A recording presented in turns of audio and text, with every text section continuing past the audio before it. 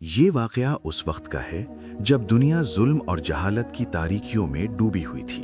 عرب کے لوگ بت پرستی میں مبتلا تھے، برائیاں عام تھیں، طاقتور کمزوروں کو دباتے تھے اور انسانیت کا کوئی واضح راستہ نہیں تھا۔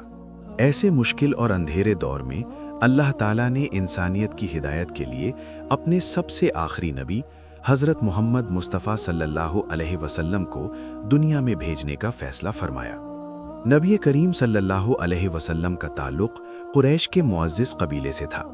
آپ صلی اللہ علیہ وسلم کا سلسلہ نسب اس طرح ہے: محمد بن عبداللہ بن عبد المطلب بن ہاشم بن عبد مناف۔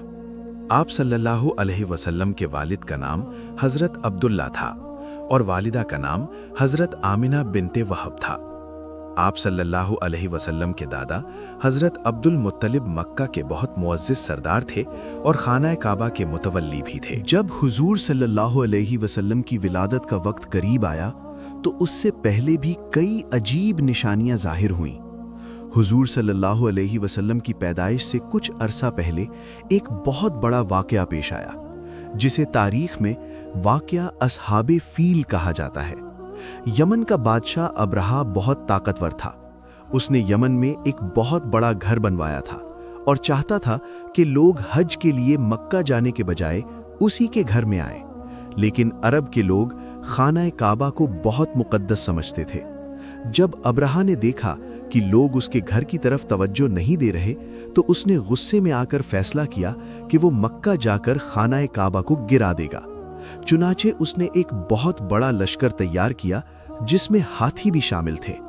اس زمانے میں عربوں نے ہاتھی کبھی نہیں دیکھے تھے، اس لیے وہ اس لشکر سے بہت خوفزدہ ہو گئے۔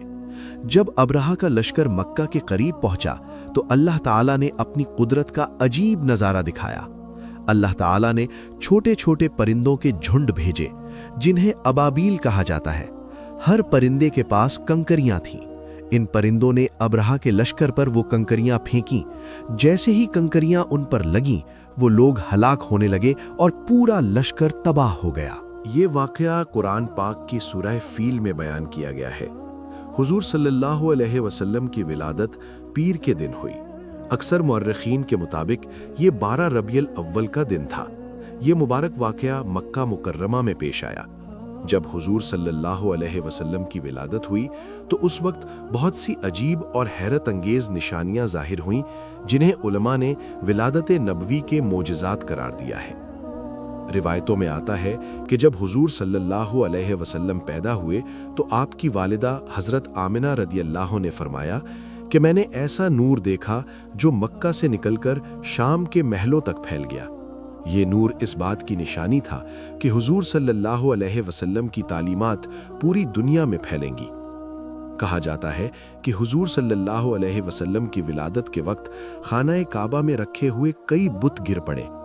یہ اس بات کی علامت تھی کہ اب بت پرستی کا دور ختم ہونے والا ہے اور توحید کا پیغام دنیا میں پھیلے گا۔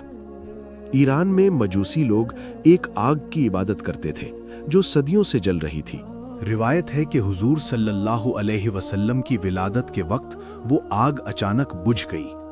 یہ واقعہ اس بات کی نشانی تھا کہ باطل مذاہب کی روشنی ختم ہو کر حق کا نور ظاہر ہونے والا ہے۔ ایران کی ایک مشہور جھیل ساوا تھی۔ روایت کے مطابق حضور صلی اللہ علیہ وسلم کی ولادت کے وقت وہ جھیل اچانک سوکھ گئی۔ یہ بھی ایک عجیب نشانی تھی جسے لوگوں نے حیرت سے دیکھا۔ جب حضور صلی اللہ علیہ وسلم کی پیدائش کی خبر حضرت عبد المطلب کو دی گئی تو وہ بہت خوش ہوئے۔ وہ آپ کو خانہ کعبہ میں لے گئے اور اللہ کا شکر ادا کیا۔ انہوں نے آپ کا نام محمد رکھا۔ اس زمانے میں یہ نام عرب میں زیادہ مشہور نہیں تھا۔ جب لوگوں نے پوچھا کہ آپ نے یہ نام کیوں رکھا تو انہوں نے کہا، میں چاہتا ہوں کہ زمین اور آسمان والے اس بچے کی تعریف کریں۔ عرب میں اس زمانے کا رواج تھا کہ شہر کے بچوں کو دیہات میں بھیجا جاتا تھا تاکہ وہ صاف ماحول میں پرورش پائیں اور خالص عربی زبان سیکھیں۔ اسی طرح حضور صلی اللہ علیہ وسلم کو بھی دودھ پلانے کے لیے ایک قبیلے کی خاتون حضرت حلیمہ سعدیہ کے حوالے کیا گیا۔ حضرت حلیمہ سعدیہ فرماتی ہیں، جب ہم محمد صلی اللہ علیہ وسلم کو اپنے گھر لے کر آئے تو ہمارے گھر میں عجیب برکتیں شروع ہو گئیں۔ ہماری کمزور اونٹنی اچانک زیادہ دودھ دینے لگی، ہماری بکریاں موٹی تازہ ہو گئیں اور گھر میں خوشحالی آ گئی۔ وہ کہا کرتی تھیں کہ یہ سب اس مبارک بچے کی برکت ہے۔ جب حضور صلی اللہ علیہ وسلم حضرت حلیمہ کے گھر میں تھے تو ایک عجیب واقعہ پیش آیا جسے شک کے صدر کہا جاتا ہے۔ ایک دن جب آپ صلی اللہ علیہ وسلم بچوں کے ساتھ کھیل رہے تھے تو دو فرشتے آئے۔ انہوں نے آپ صلی اللہ علیہ وسلم کا سینہ کھولا اور آپ کے دل کو صاف کیا، پھر اسے دوبارہ اپنی جگہ رکھ دیا۔ یہ واقعہ اس بات کی علامت تھا کہ اللہ تعالیٰ نے اپنے نبی کو ہر برائی سے پاک کر دیا ہے۔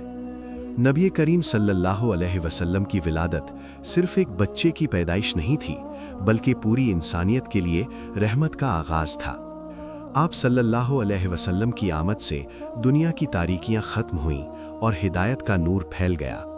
اللہ تعالیٰ نے قرآن پاک میں فرمایا، وَمَا أَرْسَلْنَاكَ إِلَّا رَحْمَةً لِلْعَالَمِينَ، یعنی ہم نے آپ کو تمام جہانوں کے لیے رحمت بنا کر بھیجا ہے۔ ایسی اور بھی سٹوری اور سچے واقعات کے لیے چینل کو سبسکرائب کرو، اور ویڈیو اچھی لگے تو لائک بھی کرو۔